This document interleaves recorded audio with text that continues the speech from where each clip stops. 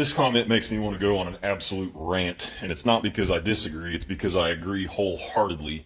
I'm not sure if it's the upfront price of the torque converter or some outdated tribalist knowledge that putting a giant converter in your muscle car is going to make it absolutely undrivable, which is not the case anymore. Whatever the case may be, nobody ever wants to put a converter in their vehicle.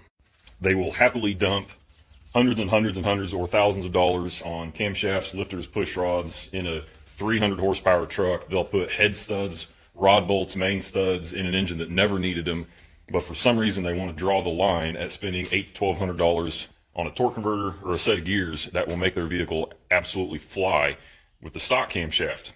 Now, I understand everybody wants that choppy muscle car sound, but if it were me, and sometimes people ask me, and this is what I tell them, if it were mine, they say, well, what would you do if it was your car?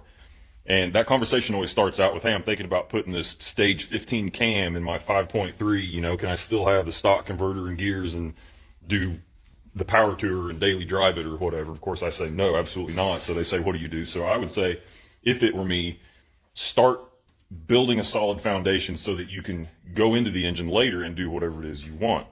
I've done this hundreds and hundreds and hundreds of times, and I can tell you the vehicles that are the most satisfying to drive 9 times out of 10 is when you take something like a C6 Corvette or a 5th gen Camaro or whatever, and you just put a 3000, 3400, somewhere in there, billet converter in there, and a good set of gears in the rear end, then do intake and exhaust or whatever. Or you can do intake and exhaust first, that's fine too, but